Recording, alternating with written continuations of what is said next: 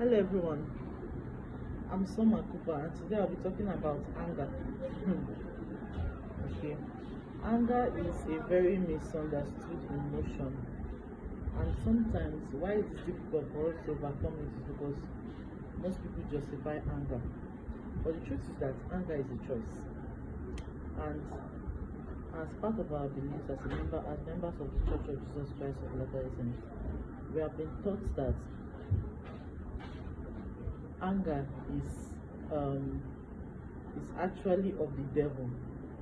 Okay, in 3rd Nephi, where the Savior Jesus Christ taught during his ministry to the Nephites in the Book of Mormon, he taught that whosoever has the spirit of contention is not of me. We know how the Savior was, and he expects us to be Christ-like him. Now, there's somewhere in the Bible where they said we should not allow ourselves to get angry without a cause. But Joseph Smith translated on the footnote that we should not even allow ourselves to get angry at all.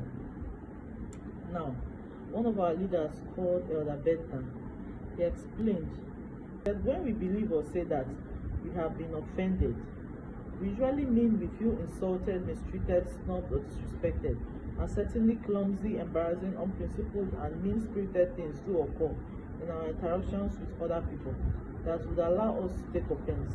However, it ultimately is impossible for another person to offend you or to offend me. Indeed, believing that another person offended us is fundamentally false. To be offended is a choice we make. It is not a condition inflicted or imposed upon us by someone or something else. Through the strengthening power of the atonement of Jesus Christ, you and I can be blessed to avoid and triumph over offense. Great peace have they which love thy law, and nothing shall offend them. So here, the Bible is teaching us that anger is a choice, that we can choose to be angry, and we can choose not to be angry. Okay?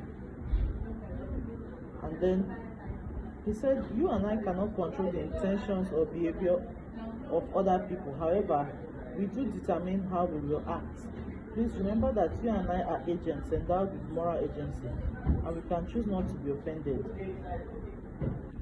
Now, one thing that made me realize that anger is actually a choice, that is something we can choose to fall for or something we can choose not to fall for, is that just imagine if you're employed, you go to the office, let's say you did something wrong or you went late, and your boss screams at you or your employer shouts at you and speaks to you harshly and corrects you even publicly.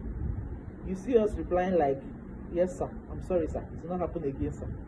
But if our siblings at home, our spouses at home, or friends do the same thing or talk to us rudely, we want to explode and overreact to it. That means we know what we are doing. So you see that at that moment you're able to control it because it was your boss. It means that we choose who we get angry with and we choose who we do not get angry with. So no matter the situation, we can choose to never get angry. We can choose to control our emotions. That's the point. Okay?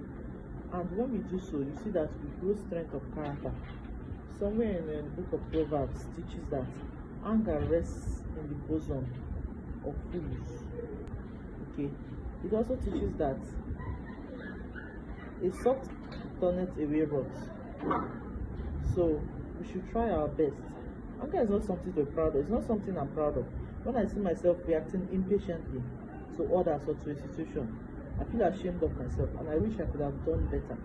And so I have realized that praying for strength to control anger works. The Savior is there to help you, to help us conquer weaknesses. We shouldn't justify it and say, "Na small thing dey make me vex o. Anybody wey worry me, I go give am woto." All those kind of things, those are justifications. That's not Christ-like at all.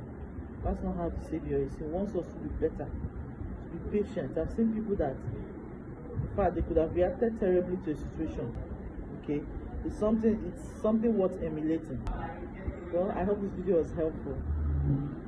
Please like, share. I'll see you on my next one. Bye.